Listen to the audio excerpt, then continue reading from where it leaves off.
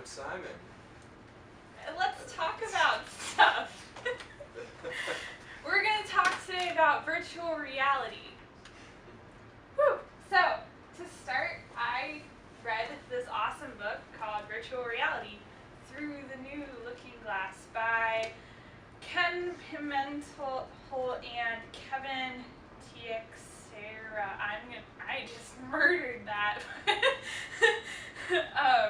Yeah, anyways, so they had this awesome book that they wrote about virtual reality and what it was and all the possibilities of it in 1993. His definition of virtual reality from 1993 is this. At a minimum, it's the use of VR, virtual reality goggles, and a computer to create a 3D artificial world in which the wearer of the goggles has the impression that he's in that world. He can look around, move around, and really be in the world. Yeah. A modern definition of what virtual reality is the computer-generated simulation of a three-dimensional image or environments that can be interacted with in a seemingly real or physical way by a person using special electronic equipment such as helmets with screens, gloves, or fitted sensors, or an interactive environment. Yeah. So, And the important part of that is like that it's really interactive. yeah. So, history of VR, really quickly. It began with Ivan Sutherland, who is the father of modern graphics, and he created this thing that was nicknamed the Sword of Damocles in 1966. And basically what it was like this giant like helmet thing that was hooked up to a computer, and it was attached to the ceiling. And then like you could like put your head in it, and like if you moved your head around, you could like look at this square that was kind of floating there and like see the different angles. Cool. Super awesome. Back in the day, I can imagine that would be insane. Yeah. So they were like, wow, what is this? This has huge possibilities. So all throughout like the 70s, the Air Force and the military started like adapting it and using it for flight simulators. So it was very like functional. And then they also used it for like learning about molecules and building architecture like throughout the 80s. And then it all culminated in 1984 when NASA just like combined all these different elements and made a first ever virtual workstation. So what would you consider like virtual reality to look like today? I mean, I know a lot of guys play video games, so you think of Call of Duty. That is a virtual reality in and of itself.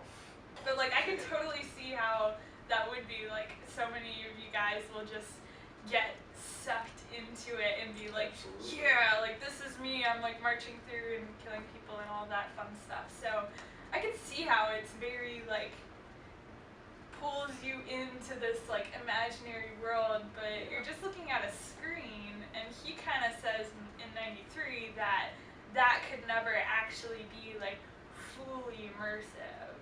Okay. Although it may not be fully immersive, I think it's still a very, very important medium of virtual reality in today's society. You view the game from like a perspective, when I'm playing Call of Duty or any, first-person shooting game, all I see is the hands holding the gun. And so essentially it's me projecting myself through that screen to, interact with this world and impact it, kind of thing. So, although it may not follow the technical definition from 1993 of what virtual reality might be, I think it's still a very, very strong modern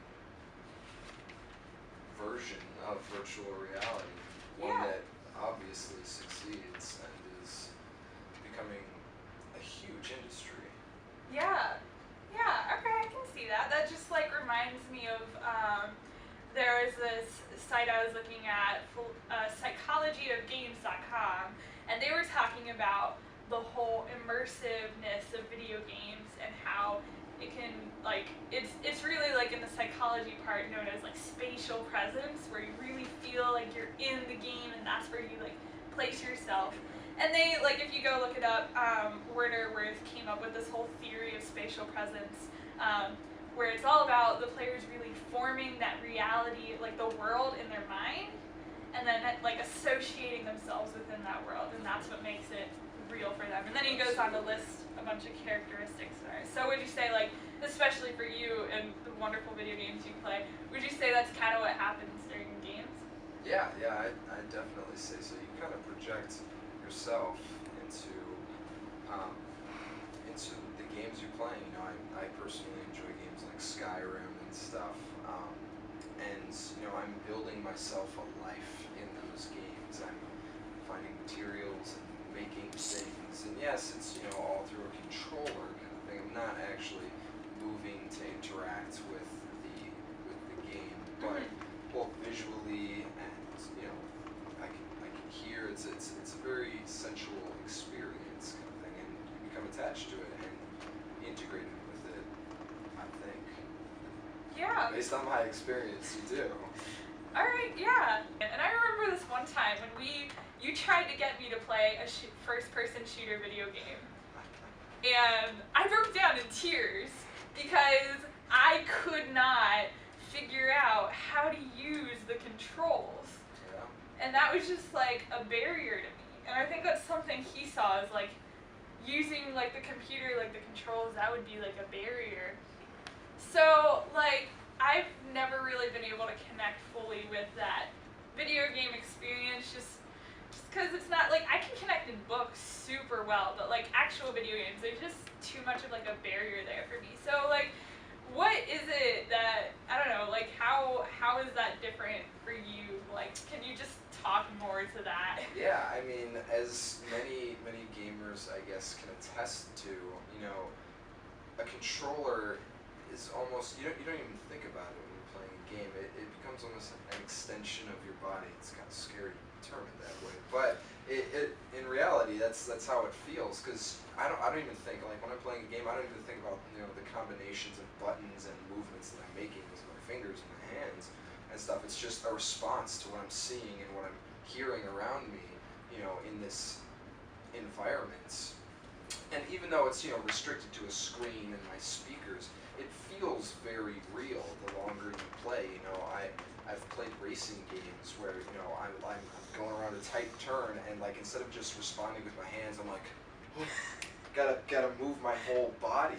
The longer I play, I feel more connected to it. I respond in physical ways as I'm playing the game. You know, if something's shooting at me, I'm more likely to flinch or, you know, move around. I've played a horror game where something jumped out on the screen. I was like, oh, I jumped back in my bed, and so the barrier between the physical world and the virtual world it becomes blurred as you you know, interact, you know, via controller with this world kind of thing. So I think that's definitely a line in the idea of virtual reality that wasn't really explored in the past, and they probably didn't think about it. That even though there is this very physical separation between me and, you know, the screen in which I'm viewing, you know, the world that I'm interacting with, it still is becoming a part of my world kind of thing. That it's something I think they probably overlooked at the time, but it's very interesting to study now.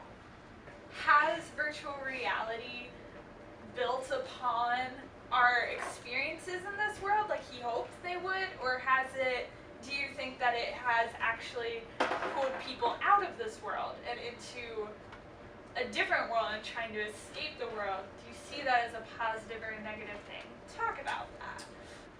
So yeah, some of the negative aspects of virtual reality in today's society that I can think of are just like, you know, there's these internet cafes and a lot of the gaming culture, unfortunately, because it's such an advanced kind of culture, but at the same time, people get really sucked in, and so there are cases where people, you know, are addicted, and there's actually like recovery camps for, you know, addiction, because, you know, they get dissociated with the world, and it's unfortunate. But overall, as long as you use virtual reality wisely, it's not a harmful thing. It can be very beneficial. I think it's enjoyable. So I don't know if you knew, but virtual reality goggles are actually still a thing. Really? They're coming back into fashion. It just comes right back around, I guess, because Yes. Microsoft is actually working on a project right now to create a hollow, visor, essentially, that will, project for your viewing pleasure, things like Minecraft in your living room. So, on this table, there could be, I could be playing Minecraft and moving stuff around, interacting with it. I could be watching Netflix on my wall without having a TV there. So that touches base a little bit on augmented reality, Yeah, I was which gonna is say a that. kind of subcategory of virtual reality, and we're actually going to talk about that in our next video. So Yeah. let's. That's so exciting. Oh my goodness, I'm so glad virtual reality is on the rise again. Woo! Alright, well, check out the next video where we talk about augmented reality. Woo! Yeah!